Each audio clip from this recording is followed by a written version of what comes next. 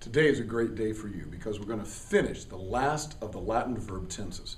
In fact, after today, there are no more new verb tenses in Latin ever. Even if you went on to do a PhD in classical studies, you're never going to come across any more Latin verb tenses. So let's go back to our timeline once more. And put all the tenses up here that we've had, and then we'll see the new ones. As usual, we'll put present tense right here in the middle, future tense somewhere here to the right. We've had perfect tense back here to the left, and we put imperfect at the same spot in the past as perfect tense. And just for review, let's put our helping words back up. Present, we have am, is, are, and simple present. Future, we have will. Perfect, remember, showing completed past action, has, have, or just the simple past tense. Imperfect, showing ongoing action, the past, was, were, used to, or again, simple past. So we have two final tenses. They are pluperfect, which I'm going to put back here to the far left, pluperfect, and future perfect, which I'm going to put right above future, same spot, future perfect. What's going on with these guys? Pluperfect, the helping word in English, is had. And pluperfect shows action that happened before some other past action. So for example, maybe you're talking about something that happened yesterday. And you say, after the bell had rung, we all left the school building.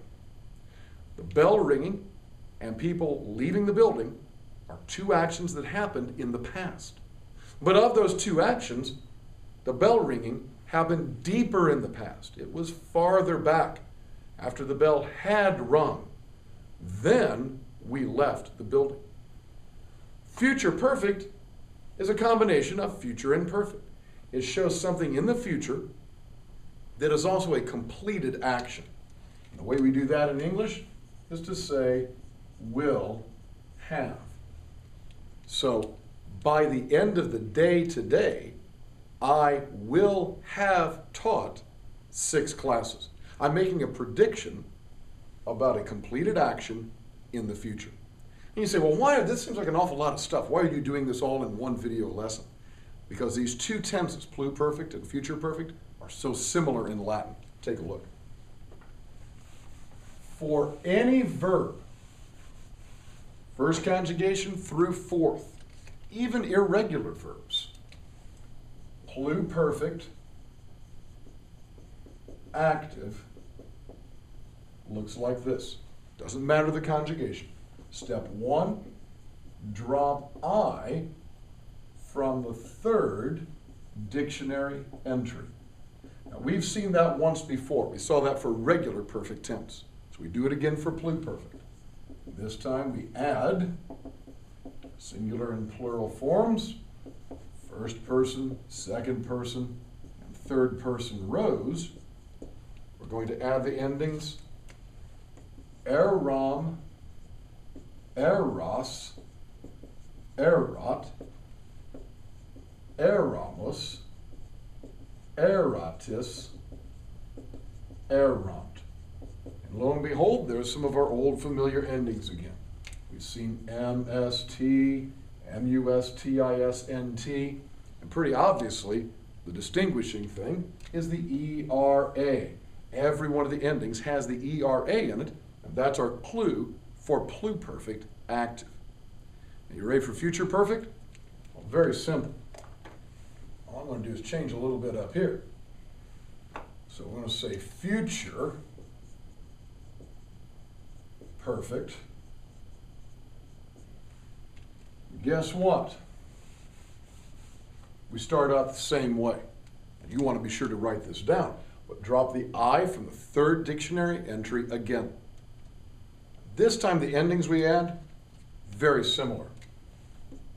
Ero, eris, erit. Erimus, eritis, erint. We have those same familiar endings with the O, S, T, and so forth. And this time the distinguishing feature is ERI. Every time we see ERI, we've got a future perfect verb. So let's see if we can try both of these with one sample verb. Okay? And how about we take audio. Audio, audire, audivi, auditus. The verb meaning to hear. And it doesn't matter what conjugation the verb is, because all conjugations work the same. So let's try pluperfect, singular and plural, with our persons down the side, and future perfect, singular and plural, with our persons down the side. So at this point, go ahead, pause the video, and see if you can conjugate this verb in both those tenses. Okay, what you should have done would be to drop the I from the third dictionary entry.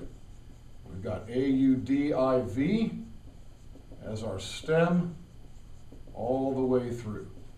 In fact, I can write this 12 times. 6 for the pluperfect and 6 for the future perfect. As I always say, it's nice to get the stem down. That way we know we have that correct. So AUDIV is the stem all the way through. Now we're simply putting on the correct endings. So first person singular pluperfect, audiveram. Second singular, audiveras. Third singular, audiverat. First plural, audiveramos. Second plural, audiveratis. And third plural, audiverant. For future perfect, audivero, audiveris, audiverit, audiverimus, audiveritis, and audiverint. We're going to be seeing both of those a lot in the stories to come. And that's pluperfect and future perfect active.